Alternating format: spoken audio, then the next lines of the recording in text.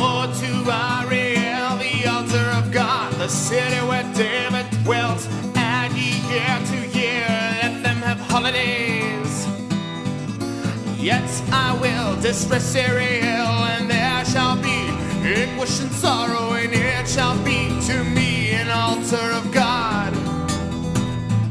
And I will camp against thee roundabouts, and lay siege against thee with a mount. I will raise forts against thee, and thou shalt be brought down, and shalt speak out of the ground, and thy speech shall be low out of the dust, and thy voice shall be as of one that hath an evil spirit out of the ground, and thy speech shall whisper out of the dust, and the multitude of thy apostates shall be like smoke. Good morning. Welcome to Line by Line Bible Studies. I was looking for music this morning. I knew what I wanted, obviously. But it's funny because I guess I had never actually... Oh, boy. I had a crazy weekend, and here we have the Bible study. I'm like, where's my Bible study text? Oh. And now I got it. All right, we're in chapter 29. Woe to Ariel. We talked on Friday about this passage. We talked about the meaning of Ariel, the altar hearth of God. Not the complete, I just take what they've given us on face value, not being a scholar of the language. In my Bible, I remember it also mentioned that Ariel might also mean the lion of God. And also suggesting that that there could be a play on words going on. Because sometimes, words, because there were no vowels in the written Hebrew, you could use the same letters and it could mean either one. And sometimes, I could see I love words that have two meanings because sometimes they can be used in clever ways and both can be true. You know what I mean? Because in a sense, it is the lion, is a symbol of Judah. And of course, Christ is called the Lion of Judah and of the monarchy of Jerusalem that resides in Jerusalem, right? And then the idea of an altar hearth, like he says, that's the most obvious meaning, of course, because it says, I will camp against thee, I will raise forts against thee, I will do all these things against thee. And it seems, there's this contrast, because, why would he do that? That's his city, that's the city of God, Jerusalem. That's where his temple is. It is a place, the altar hearth. A hearth is a place where you make a fire, right? So the altar hearth would be referring to the area underneath the altar of sacrifice where the things would be burned, where the fire would be kindled. And so it's, if it's that specific, there's quite a lot of meaning to that because, of course, the city is going to be burned. Jerusalem, they will burn with fire. The temple would be burned to the ground and the stones of it knocked over. When the Babylonians would come. All right, here we go. So we left off on verse 4. Again, it's the city where David dwelt. And he wants you to understand what he's talking about. Don't be confused here. Add year to year, let them have, years go by, these things happen, the time goes on. And things seem like, like I talked about the patience of God waiting to carry out his word. The thing is, patience is only meant to endure for a time. Even God's patience is not, the idea of patience is not constructed for you to be eternally, frustrated. Because that's frustration, not patience. Like if God says it shall be thus, and then he waits forever, and it never happens. That's why things like, that's why I find ideas that do not. I'm sorry. There are certain passages in the New Testament that inform me that the kingdom of God is not merely some spiritual construction within us that Christ came to enlighten us to, but also that he himself would return to establish his kingdom. He must reign. We see not all things put under him, but all things must be put under him. Every knee shall bow to Christ. Every knee. That's how you can tell the Antichrist, because people won't bow to him. You know, a lot of people, maybe almost everybody will bow to him, but some people won't. Some people won't, just like with the mask. You know, some people, look at, everybody's wearing them. Well, not some people. You know, and that's how you know. It's not God, you know. It's just people. Same thing with Antichrist. Antichrist, there'll be people refusing to worship him. You know. It'll take a rifle butt to the back of my knee to get me off my feet. So, he prophesies of the coming siege. And God says, I'll do it. I will camp against you. I'm sending these people. I send people, sometimes they don't get, you know, they it's one thing to defend the biblical morality which God imposes upon us. That's easy to do. The Christian ethic is extremely easy to defend, except for when it comes, where it becomes difficult is when people say things like, you know, when you talk about you believe in turn the other cheek, people will say, well, what if this, what if that? You know, what if, you know, it's like, look, I may believe in turn the other cheek, but I'm a sinful man. I'm not the Lord Jesus. I mean, I know there is some skull-stomping rage in me.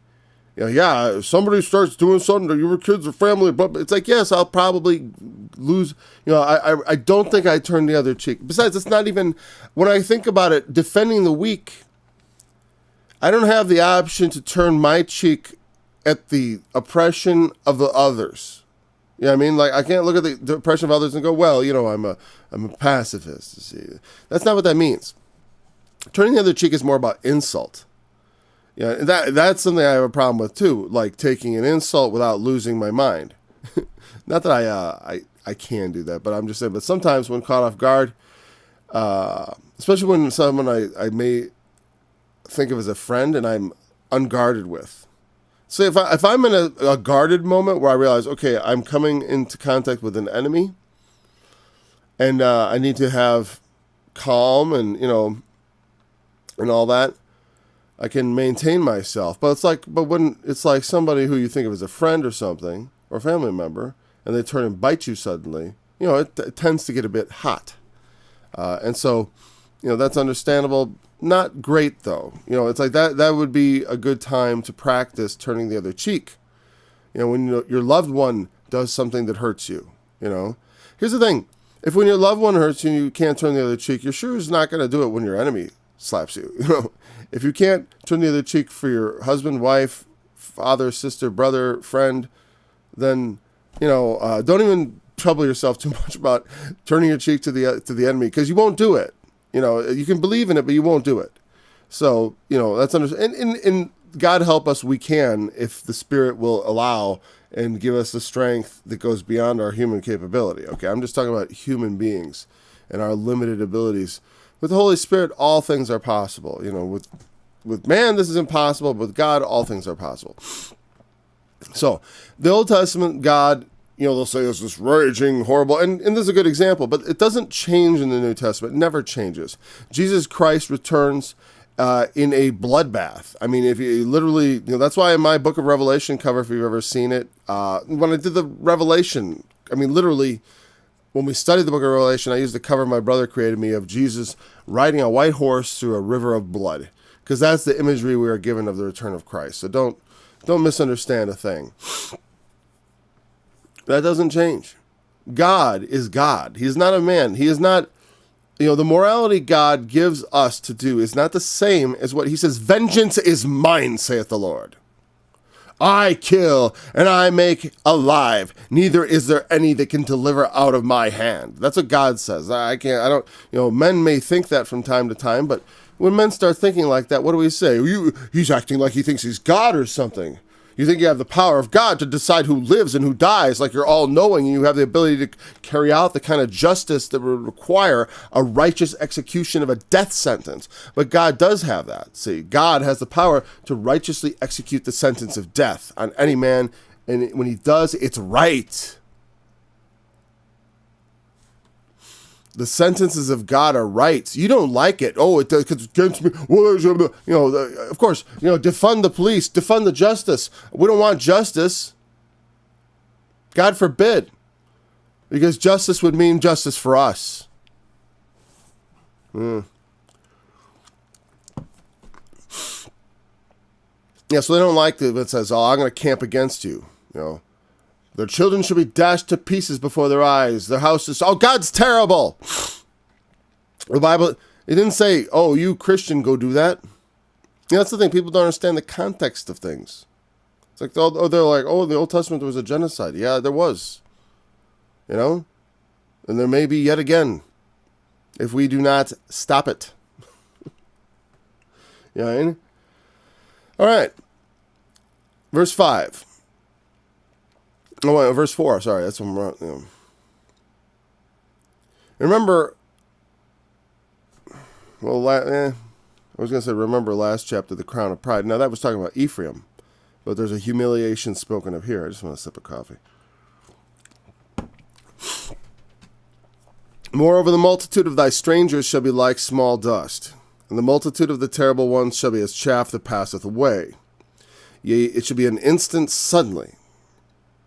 Thou shalt be visited of the Lord of hosts, with thunder and with earthquake and great noise, with storm and tempest and the flame of devouring fire. And the multitude of all the nations that fight against Ariel, even all that fight against her and her munition, all that distress her shall be as a dream of a night vision. Oh wait, I didn't scroll down. I forget. This is why I do this. I have my window too big. Basically, it was like the text was going all the way down the page. I just kept reading it without scrolling it. Okay, hold on. So we're not going to take that big of a chunk. We're going to take 4 or 5. We'll stop at verse 6 and we'll go back against the multitude of nations. Because it's like, 1, I will lay camp against thee. I will raise forts against thee. You'll be humiliated. But, there's another... I don't know what to say exactly as far as historically. Like, I'm not sure how to frame this as far as, I'm thinking of Assyria and Babylonia, and I don't, if I plugged that into that, not exactly right, I'm not terribly concerned. Because I just want to talk about what these words mean. So he says, thou shalt be brought down, shall speak out of the ground. Thy speech shall be low out of the dust. On thy belly thou shalt go, and thou shalt eat dust all the days of thy life. That's what God said to the serpent. On your belly you will go crawl in the dust. And the things that are low, and the lowest things. Because Satan is the serpent in the book of Revelation. That old serpent called the devil and Satan. The dragon that is in the sea. He represents that, but he's such a big deal. But also he is the lowest of the low. I mean, everyone knows he exists not so much, a lot of times people think of God and Satan as these opposing forces. It's not like that at all. But if you think about it as the most vile, it registers down there. Thy voice shall be as of one that hath a familiar spirit out of the ground. The familiar spirit is like, because that is how mediums often operate. Spirits are speaking to us. Shh. I hear that. We gotta be quiet because, it's hard to hear the spirit. Apparently, not really. Sometimes it can be very loud. In fact, usually, because I'm not listening for actual words. God, if He wants to speak to you, He will speak loud enough that you hear it. A lot of times the Spirit's urgings are not in the form of words, but in the form of just direction. And, you can only, and sometimes it's hard to tell as things are happening that the Spirit's guiding me, but you look back and you see yourself in a situation and realize that you were guided to the Spirit. Or a lot of times, here's what happens, is I'll be in a situation, I'll do stuff, and afterward the Spirit will give me guidance as to everything I did wrong. That's all the ways, not all the ways, but those are all ways in which He can speak to me without having to be, oogie boogie about it. And the voice, and because I just mean in the sense of like informing my understanding. It's a gentle sort of touch, but it's like, you don't really want, if you've ever heard like a voice, right? Because I know people who have, and I've only heard things, I've only had thoughts that were so loud that I thought they were like a voice. I didn't think it was an external voice, but it was like, it felt odd. It felt like, like I've often talked about ideas almost being like, I feel like my brain is an antenna picking up ideas because they certainly don't come from inside my brain. My brain doesn't have any ideas inside of it. It does. It's just the mass. I mean, it stores information there, but like where like when you have enough information that new ideas just start flowing out, good luck, artificial intelligence. Good luck. I mean, that it doesn't look like just random garbage. Like, like beauty does not come from mere randomness. There's something else. And it's intent. Randomness can contribute to beauty, though. Like when you think about no, I was gonna describe something as random that actually wasn't random. Like think of white noise and static on a TV. Is that particularly beautiful? No, that's random. All of a sudden I started thinking of like the patterns the numbers make, and I was like, what are you thinking? Why are you thinking that's random? That's the most, or like, in order, Anyways, but beauty increases with more order. That's how we look at it, as human beings. Beauty increases with greater order. The word meant to sort of order oneself. I forgot if it was Greek or Hebrew. There's one word for beauty that's kind of orderliness, or and when men and women, when they want to look good, you set yourself in order. I try to get my hairs so they're not just jacked all over the place. I don't want to come on here looking like a mad scientist or some sort of wild, insane person from the wilderness. Well, I wouldn't want to put that on as an affectation, nor this, but every day, this is the way I look. It's not like I just do this for this and then I go away and I'm like, I'm just crazy. Or if I didn't have the Bible study, I wouldn't fix my hair a little. I do like a little messed up. Because I don't know, too much. Thy speech shall whisper out of the dust.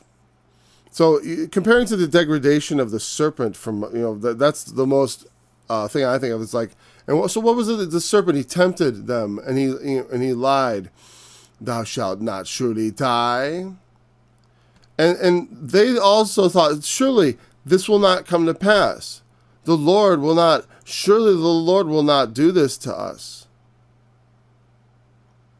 And I don't know if you've ever been, in my lowest points in my life, where I felt most back on my heels and most completely powerless, I know that sort of worm-like feeling of feeling completely like you're nothing. Like you're worthless. You know what I mean? And that and here's the thing. We are worthless. We are worthless from a certain perspective. I'm not saying, it's like when I wrote the song, what I can say, Black Lives Don't Matter. When I wrote that, it was meant to be ironic. Not ironic so much as just that it's a complaint. It's like, hey, what's going on? What? It's like, it shouldn't be that way. And same thing, I sympathize with the feeling of nobody cares. And sometimes in life, because things happen, disasters befall us, which make us feel like exposed and also, and vulnerable, and make us see that of our own selves, like I have done nothing of worth to justify my existence. I mean, I can work my entire life being a good person, but I haven't truly justified and, let's say, compensated for, like, when you calculate the value of what I've been given, the things I did not earn.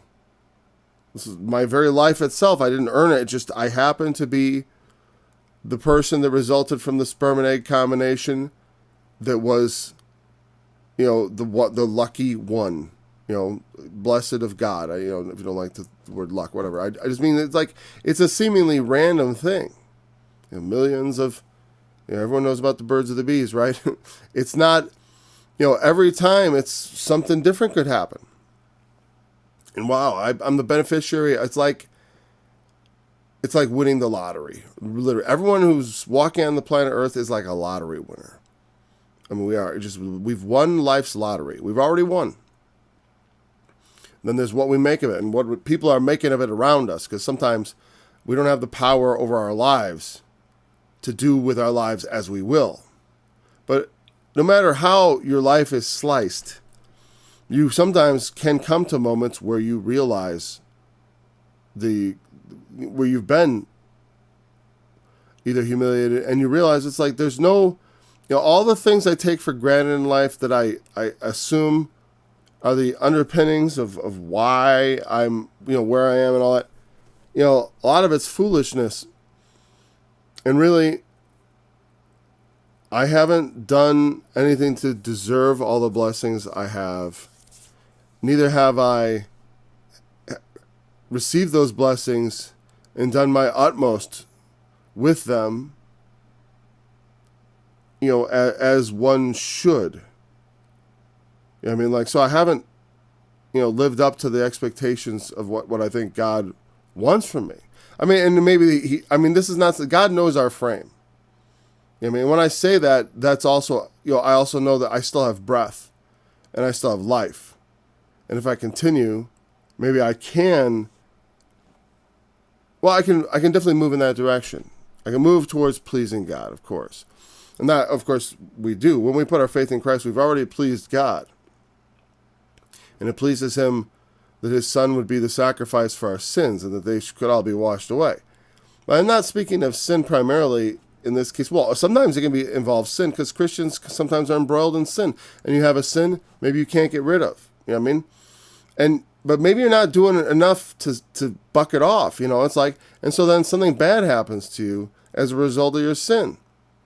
Maybe you have a problem with pornography and you get busted, or whatever.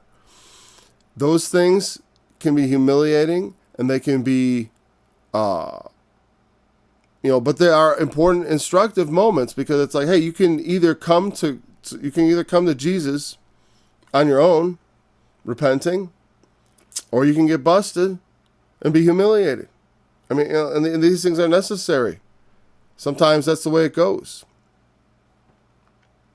From the same place of where we utterly realize our degradation, that's where faith often comes, because why do people ever come to Jesus?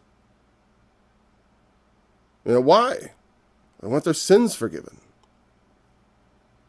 Because they have sins.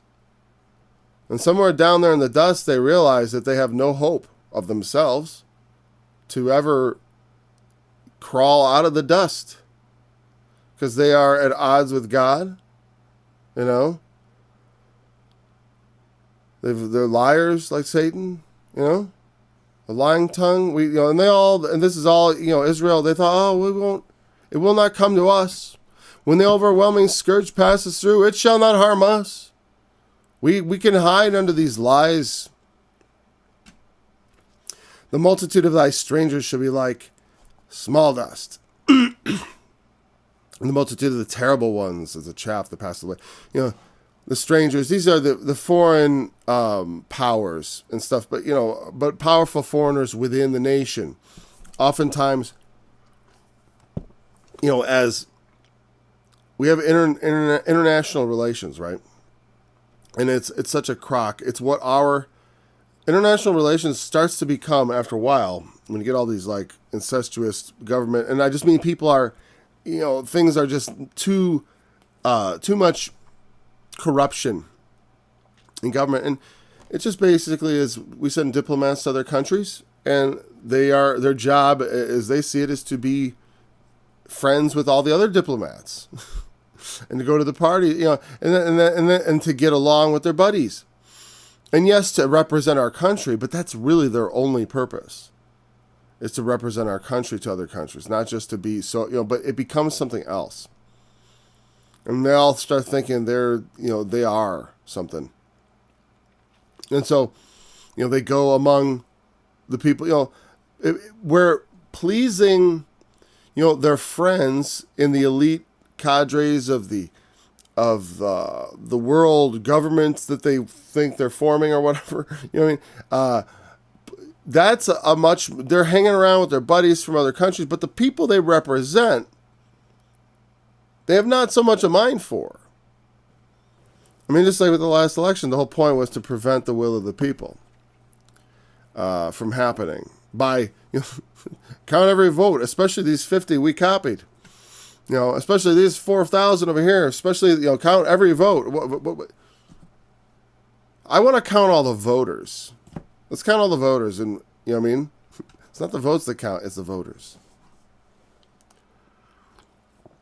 Every individual voter should have their vote counted, of course.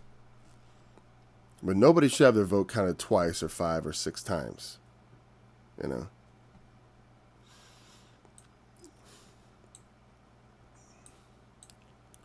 Oh, but you bet they did. It's kind of amazing and lovely they did, actually. Because I think in the end it'll prove very foolish. Moreover, the multitude of thy strangers shall be like small dust, and the multitude of the terrible ones shall be as the chaff that passeth away. Yea, it shall be at an instant suddenly. Because what's going to happen? Everyone's going to leave the cities, and the cities are still going to be voting in the same numbers.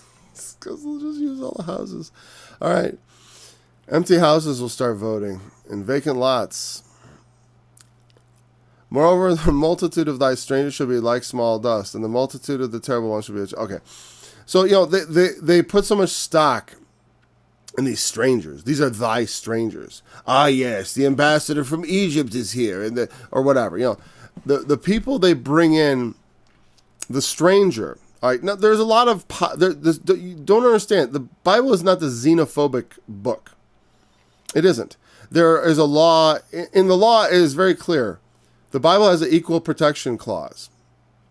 It says that you will have one law for all people.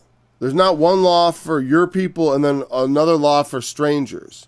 Well, if a local steals, it's a fine, but if a stranger, if we don't know him, we kill him. That's having a double standard.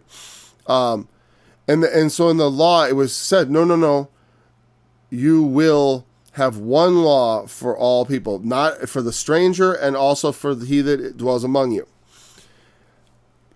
So the Bible insists on equal treatment of people under the law. However, strangers, when they come, obviously need to respect customs and traditions of the land in which they're coming. What was there was a book called The Ugly American. I remember my dad telling me this. I never saw it, read it. I don't know if it was a book or a movie or whatever. Americans going to Europe and being grotesque or whatever in our own vulgar way. Okay, because we have to them we're vulgar. I understand that. I'm a somewhat vulgar man myself. Not a big fan of ketchup, but hey, because there was something to do with my dad mentioned ketchup, like putting ketchup on everything. He told me when he was a kid.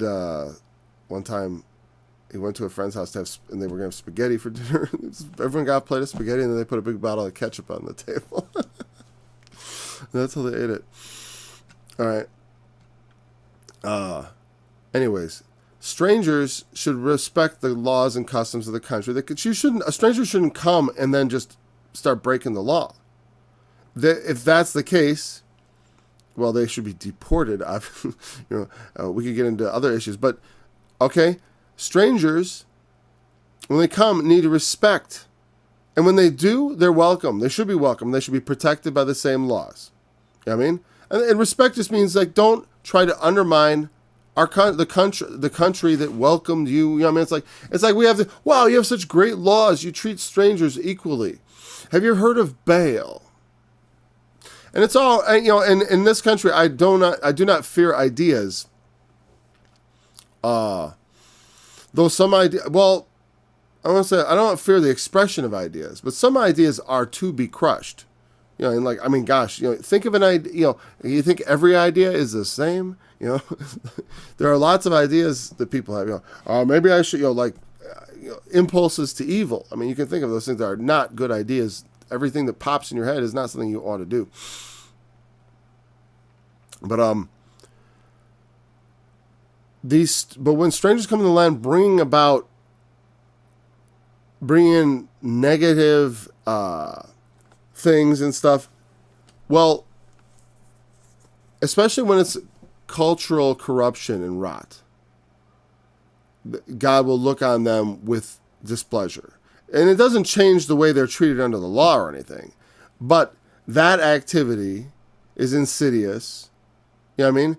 Like people who come to our country from communist countries that are destroyed. Like, is it Sudan I'm thinking of? Well, countries ripped apart by fighting and whatever. I don't know. Come to places that are run badly, and then come and try to undermine and call the foundation of this country all kinds of horrible, evil lies.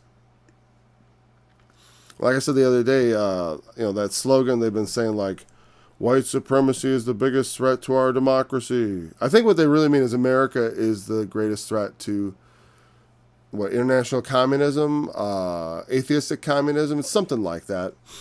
Because that's really what they're talking about. Because when they say white supremacy, when they say that the system is white supremacist, they mean the Constitution. They mean the Constitution of the United States, the Bill of Rights. They say that is a product of white supremacy. Because, you know why? Because the white people excluded everybody else. It was just a bunch of white men sitting around. They said, women, get out of here. We're gonna write a document that makes sense. We don't need you. We don't need all you slaves. You know, I'm saying it was just all these white guys, right? And they came up with it, and they said this, and, you know, everyone wasn't delighted with it, especially with the idea of, you know, even the Declaration of Independence, like, that's not the formal document, but all that stuff, whether, you know, you can't, the idea that, like, but the idea that the document they produced represented somehow a distillation of some sort of racial blah, blah, blah. It's just BS. Just because it was done by a bunch of people of one color skin who happened to dislike people of that doesn't mean that they couldn't write a fair document, or that in the end it couldn't be amended to the point where it's a great, perfect, not perfect, whatever, but it is sufficient and good for the protection of all the people who live in the land. And it is sufficient good. It's not something that needs to be, torn down. I'm trying to think what they burn. They want to burn everything down. Burn down the Constitution. Burn down the American. That's craziness. I think it's funny when they say, though, the white supremacy. The people they're talking about, for the most part, believe in the Constitution, and like I know there are some people who want to have a civil war and all that stuff. It's like. Or want to have secession. I don't think that's a good idea. Though some people, you know, because weakened, we will be vulnerable, and the world will turn into a communist hellhole. Is what will happen. The world will, and maybe that's what it's going to do. I mean, ultimately, it sort of will. It will be a totalitarian hell. We will have totalitarian hell one way or the other, you know, ultimately in the person of Antichrist. But, you know, here's the thing. We don't, outside of Antichrist, we don't have to have a totalitarian hell. And here's the thing is, like, I think we are responsible to not bring about hell on earth. You know what I mean? I mean, that's an important sort of thing that should probably be like, yeah, let's not do the hell on earth thing. You know, with the camps. There's already hell on earth in enough places, and it bothers me deeply. You know, we sleep quietly at night while someone is having their last night of sleep before their organs are harvested. You know? That's going on. And that's what they want. They want a world where their clones are kept in factories where they can have their organs, you know, when they need them. You know, you remember, when people don't believe in God, there's nothing that's impossible. Nothing would be impossible to you. You'd be like, God's knowing both good and evil. And they went about, and then the Tower of Babel. Nothing will be impossible. And God wasn't like, well, they're going to beat. No, what it means is they'll do anything. See what they do? It's not that anything will be possible to them, meaning they have no limits on themselves. They have no governing principle in themselves, no self-governing thing. And that's the problem. The problem with America is a self-governing country. But the land has become filled with people who do not govern themselves. That's a problem. And other people who will not govern themselves. Now, some people govern themselves because they're still acting like Christians. Like a lot of atheists are still acting like Christians, even though they're not.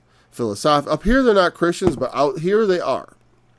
Because they're still living under all our customs that have been established over thousands of years. I mean, really, are the moral things that they take for granted, they don't understand what they're talking about. Now, because it's like I said, the world is going to be a dark place if we allow America to fall. Because if it breaks up, I mean, if a couple states leave, as long as, I don't know, if we can, I don't know how you send states off. I don't like that idea because I live in a blue state, but I live in a very red area. It's like the state is 90% red. It's like what, just for the sake of, and I think the only choice, of course, is politically to win and to continue to beat them. Well, not to continue to beat, but to ultimately beat them at the culture game. Because culture in the hearts and minds of the people, you gotta simplify your message, and also, people kind of know that the commies are bad. Come on. They just gotta show their teeth. They just gotta show themselves for what they are, which they're doing a wonderful job of, and they set themselves up for losing, and that's what we want.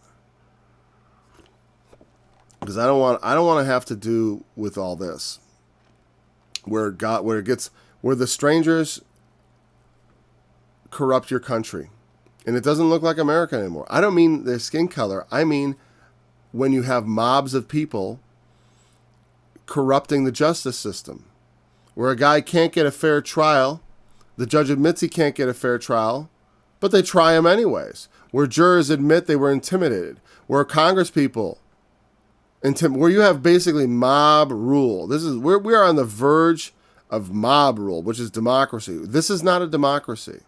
Our democracy, what they mean is our power to leverage and deceive people, to keep power, to exclude us from having someone who looks after our interests. They want to ensure that the government continues to look after their interests, the interests of the elites. And not the elite. I mean, and also they have, there's the elites, but then there's sort of their thug class who also benefit from the system. And I don't mean the constitutional system. I mean that all the crud that's grown up. I mean, I think of the American government as kind of like the worst run business in the world. And it's the most bloated. And it's just a lot of that stuff.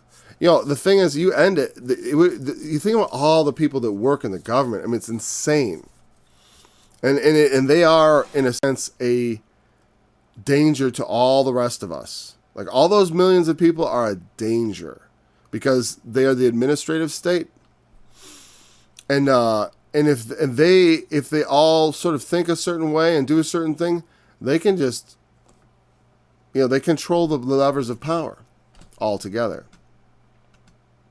You see how unhappy they were when when an unapproved candidate, when they put in some vulgar man,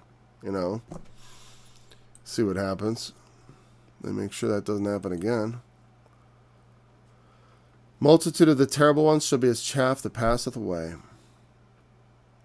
So all these things, these corrupting influences are often celebrated. The corrupting.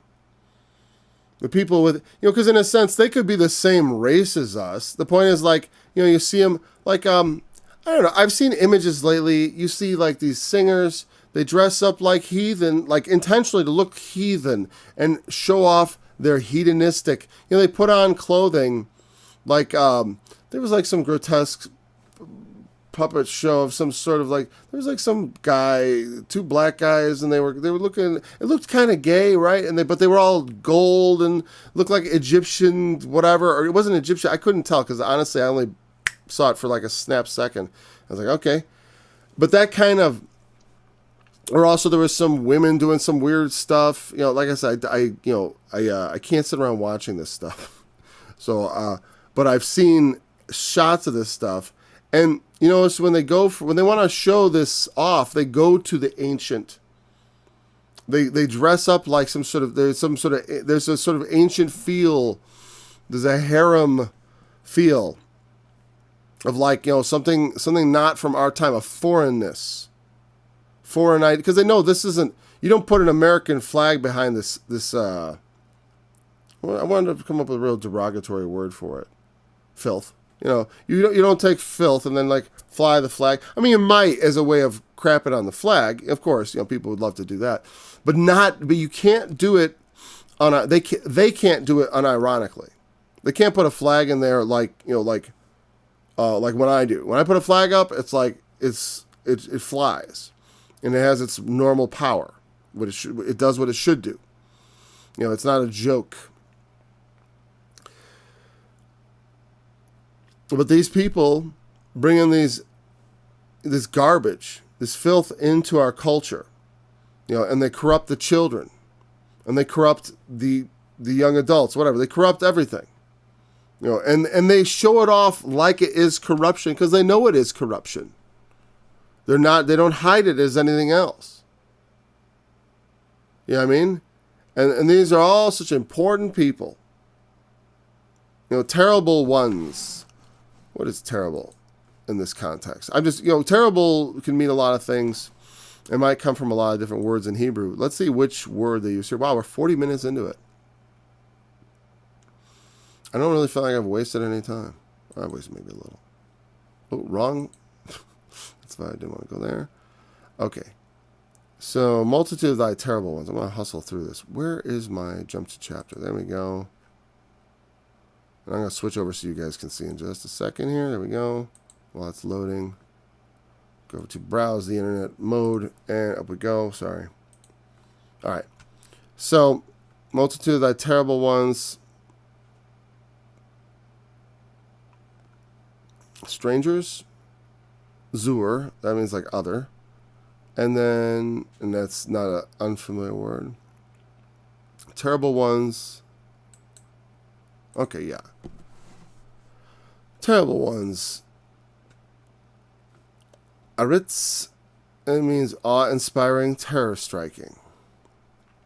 So it has to do with the effect on the person. So here it comes, and Strong's definition is from aratz, which means fearful, that is powerful or tyrannical. Meaning one that causes fear in the... Since it comes from the word of fear, it's like those you fear, or those you respect, or even those you love, because there is a certain element of that in a sense of like, you can look at celebrities as terrible ones. Like, for example, there was a guy who was at a hotel a week or so ago, right? And there were some kids there coming from their prom, and there were two gay guys going to the prom together, and one had a dress on, and they were there to basically show off and to make a movie. And this guy's just some guy gets caught up in it, and they get him, you look ridiculous or whatever. They caught him in some sort of crosstalk thing and whatever. It was nonsense, right? But because he dared say anything, like he didn't, like they were trying to, it was obvious he was the one being persecuted. I mean, really, they were just bugging him. They were being loud, and he'd asked them to be quiet, and then they got all in his face about, like, it. It's like, I remember one time a guy made me angry when I was in college, and I assaulted him. I've never been charged with a crime. I'm thankful to him for never charging me. I assaulted him, I didn't hit him or anything, but I assaulted him. And, and he's like, oh, you want to fight? And I'm not gonna get specific about the assault. And he's like, what, and then there was words back and forth. What is it? Because I'm Asian? And I remember thinking to myself, that was where it took me totally out of the whole situation. I was like, he thinks it's because he's Asian? I was like, no. I was like, what? That, to me, it just did not follow. And I felt like that was with this guy. It's like, he didn't know it wasn't because they were being, whatever. You guys are gay. I think you are weird, but whatever. What I think has nothing to do with it. That you guys are being loud and obnoxious here in a public space that other people, you have to share with other people, and it's common courtesy. It's like, even, it would be actually, if I were to not, like if I see a group of people and I would normally say something if they're being loud, but because they're a particular race or a particular, I won't say anything. That's actually me being a little bit racist, because I won't grant them the same level of agency that I would like white people or people, people that I thought were, well, these are good people who will listen and oh yes sir, we will stop and be quiet. They look, so I'm being not racist, but it's more like prejudice or I'm prejudging the situation. Like, well, those people look like they wouldn't. Here's the thing. Sometimes you should prejudge. Like I wouldn't go over to a bunch of young guys that I thought looked like trouble and tell them to be quiet. I'd probably find a place that was quiet. I don't know if I'd go for that fight, whatever, but this was a public space they had to share. Anyways, this guy got in this confrontation. And then celebrities posted his name, his address, his family's name, to hundreds of thousands of people that he had, and they will try to ruin your life. And out of their own wickedness, to push their wickedness, they will try to use that power on you. These are fearful people, fearful times. I understand why people fear them. I don't. But I understand why many do. I don't, because I don't rely on a lot of the same, I don't have an employer, a specific employer for one, self-employed, and I'm just not as vulnerable as some people. I'm not going to describe all the ways, because I like to keep my, I like to keep my cards a little close to my vest, because I know I could get in the same hot water that guy got into by having the opinions I do. If they took a fancy to it, they could, they could go after me, but good luck. Good luck with that. God smite you, is what I would say.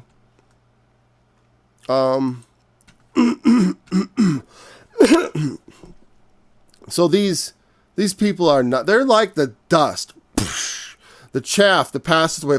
When God decides, when it's time to blow them away, they are nothing. Because you know what? All their power is based on BS. Star power is BS power. It's just all that people give them. In fact, all the power of the world is BS and can be turned upside down in an instant by God. All the kingdoms of this world. There's just a moment in time. The kingdoms of this world are become the kingdoms of our Lord and of his Christ. It happens in a moment, in the twinkling of an eye, at the last trump. At an instant, suddenly. The enemies will be enemies no more. They'll be like, they were a second earlier, they were this looming threat, then whoosh, like dust. The coming of the Lord blows them away. Suddenly, instantaneously. Now, in the end, that's the way it's described in the New Testament. And so when Paul talks about these things, he's not making it up. He knows that the victory of God is sudden. It's a momentary thing. It's an instant. The victory comes at the blast of a trumpet. Like the walls of Jericho, they come tumbling down. Thou shalt be visited, Lord, with thunder, with earthquake, and great noise. When the seventh trumpet sounds, there's thunders and lightnings and an earthquake and great hail. Very similar, right? His eyes were as a flame of fire, and on his head were many crowns.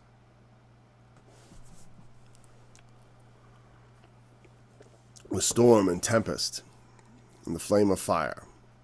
All those things.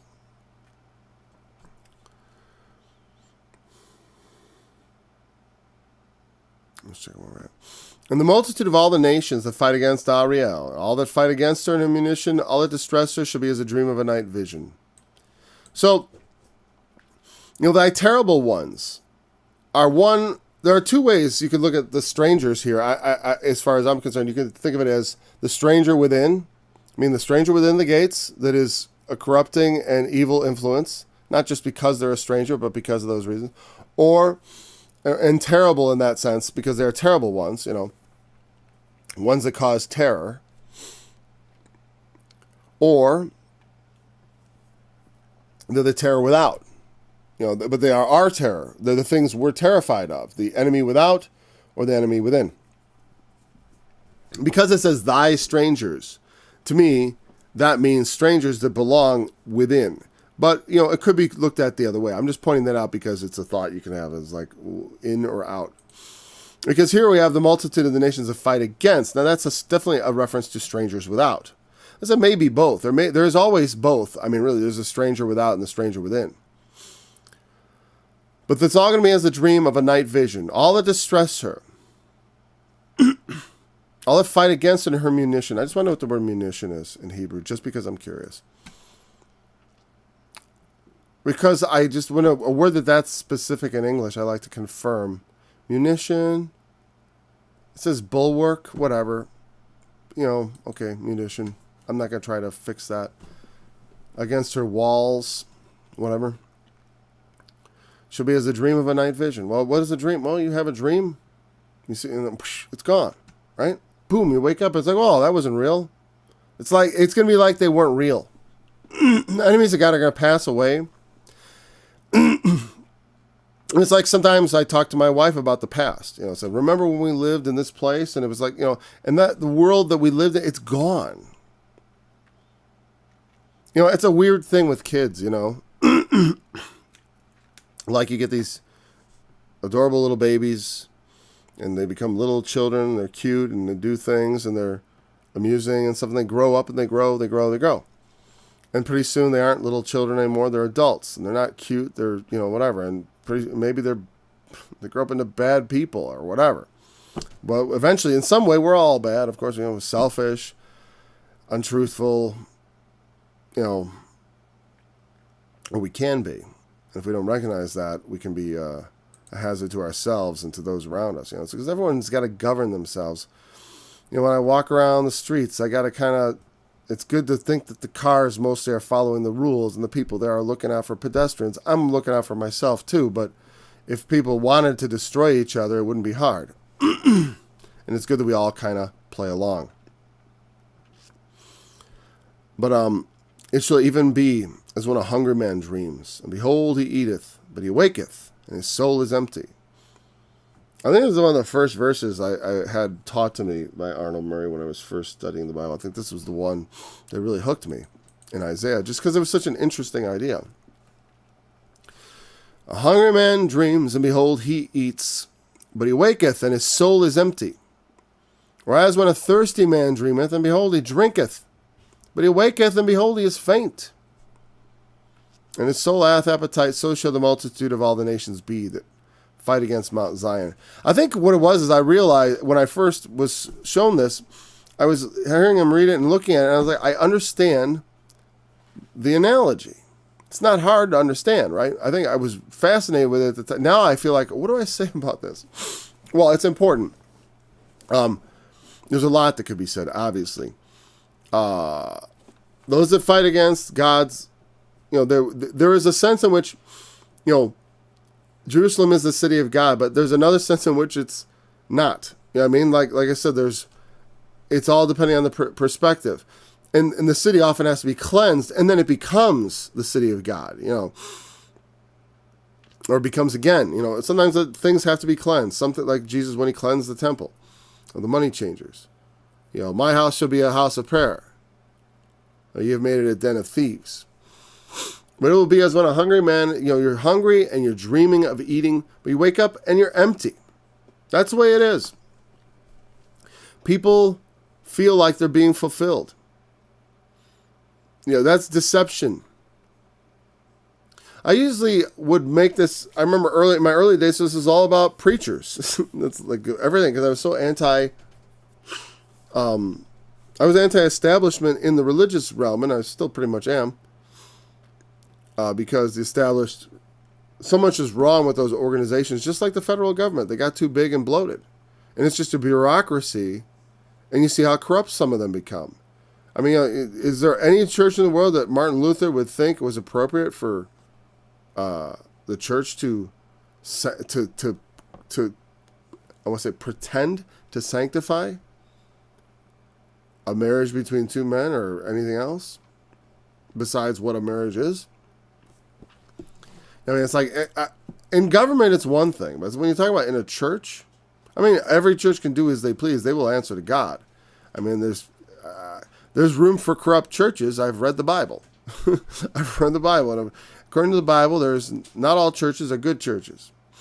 There are bad churches out there, and bad preachers, and lying prophets. And what happens is you listen to one, you think you're being filled up. You know, you think, I'm being nourished with God's word. Like Isaiah 55, one of my favorite passages. I got a song for that. You know, ho, everyone that thirsteth, come ye to the waters.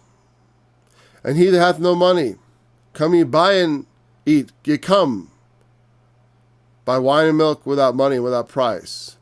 Wherefore do you spend money on that which is not bread?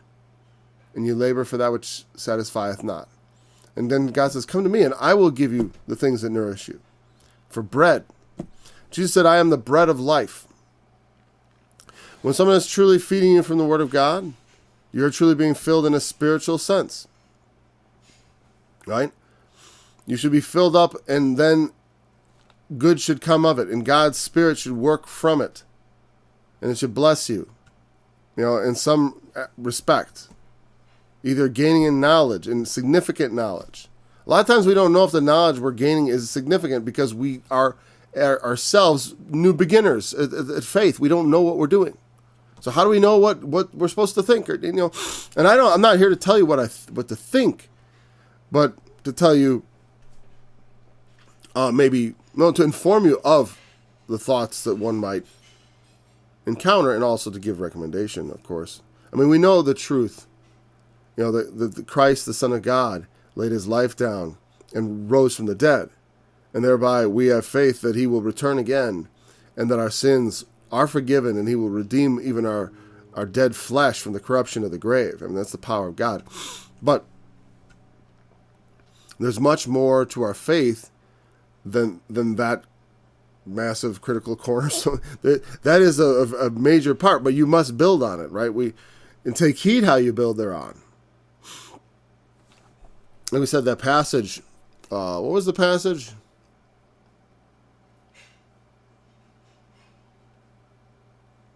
It's funny because I kind of forgot about it, but I was thinking about, you know, oh yeah, behold, I lay on Zion for a foundation, a stone, a tried stone, a precious cornerstone, a sure foundation. He that believeth shall not make haste. I don't need to go back. I remember it because I have the song. It's Isaiah 28. He that believeth shall not be hasty. God has laid a cornerstone. You got to be careful how you build on it. Get the cornerstone right, though. You know, but people will, you know, they get you in the door, and a lot of people, you know, they know. You know, I've run into plenty of people who say, you know, I used to listen to this guy, I used to listen to that guy, you know, but now I feel like I'm really getting understanding. Excellent. You know, that's the thing, is like, I want people to get something out of it. The instruction. You want someone to explain the verses. Well, we'll do our best, right? So sometimes I feel like that's what it's like to go to church. It's like you're just dreaming, you know, but people don't know it until they wake up. So there's a lot of ways this can come to pass. I mean, in one sense, this is like when, you know, I could plug the book of Revelation right into this. That, like, you know, they're all going to worshiping the beast, and they're all going to be thinking, you know, then they're going to kill the two witnesses. They're going to have a big party. They're going to send gifts to each other. They're going to be in the midst of this amazing celebration such as the world has never seen. And then after 3 days and a half, the spirit of life returns to the dead. And not just the two witnesses, but I don't know if they'll see the rest of the resurrection going on at that moment, but that's when it happens. They see the two witnesses stand on their feet, and great fear falls upon them. Like, oh. And then the dream starts to dissipate. And reality starts to dawn. Huh? And the Lord appears in the heavens. And every knee will bow. But first, a few heads will roll. You can count on that. Heads will roll, and then knees will bow. Yeah. I believe in America. I do, but I am primarily the servant of Christ. And I look forward to the overthrow of every government and every system of government that exists on the planet of the earth and the establishment of the righteous kingdom of God. And I will serve Christ and do whatever he commands, because I serve him above all others and not any country or men. I have no allegiance higher than that to Christ, and that's how we all should be.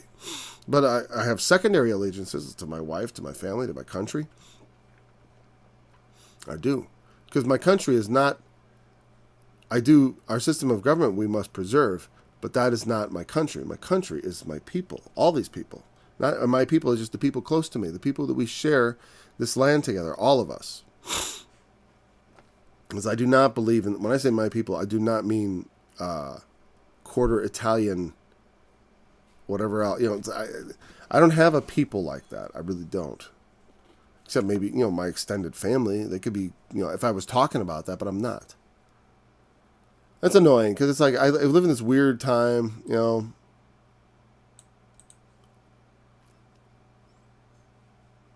Yeah, I turned my back on white identity back before it was cool. And behold, he drinketh, and he waketh, but he is faint, and his soul hath appetite. That just says soul, it's like soul just means self here in that sense, though, but he has, I like this described as almost like this soulful lack. Sometimes when you're thirsty, hungry and thirsty, it is a state that we do not like to be in. Sometimes we don't realize the state we're in because we're sleeping. We're asleep, and you just don't know. Just like in the parable of the 10 virgins, they all slumbered and slept until the moment the bridegroom's coming. In some sense, we all sleep in that regard. But there are all kinds of things going on all the time. Like I said, we live in a time where it's like, I think it's important for me to speak. But I don't think it's the end times by any means. It could morph into that, I suppose. But, I always say, when people say, are we in the I always say, if this is the end times, I'm very disappointed. They were oversold. It was supposed to be a big deal. But it's like, but no, it's just a secret that some guy in his basement knows about. I don't buy it. So in many ways, this analogy can be applied to so many things. As far as the deception that is inherent in this. The idea that, we slumber. We are warned in the New Testament not to sleep or slumber. To watch. Watch ye therefore. For if the good man of the house had known at what hour the thief would come, he would not have suffered his house to be broken up. Watch ye therefore, for you know not at what hour the Son of Man cometh, he warns us. We don't want to be sleeping in a spiritual sense. And every human being has to sleep. God knows I should get more. But we definitely do not want to snooze in this regard. Okay, man. And then it goes in this part. I wish I was able to do more of this. I don't know how I just found this so interesting anyway. So, anyways, that's an hour. We'll pick it up at verse 9. And I hope to not miss another day this week, just so we can keep the thought going, because whenever I have to skip a couple of days, I feel like I want to get up to speed, because I kind of have to crank up the old brain and get all the ideas in there, because I want to make sure I stay in context. So that's part of why it's slow. So thanks for joining me. I look forward to being back again next time, tomorrow. Let's get the music ready here. I don't have it properly chopped up, but that's all right. Let's go there. And dreams, and behold, he eats, but he wakes, and his soul is empty, or as when a thirsty man dreams, and behold he drinks, but he wakes, and behold he is faint, and his soul hath appetite. So shall the multitude of all the nations be that fight against Mount Zion. Stand paralyzed with fear, cry ye out and cry. They are drunk, but not with wine. They stagger, but not with strong drink. For Yahweh has poured upon you the spirit of stupefaction, and hath closed your eyes. The prophets, the rulers, the seers have he filled, and the whole vision is come to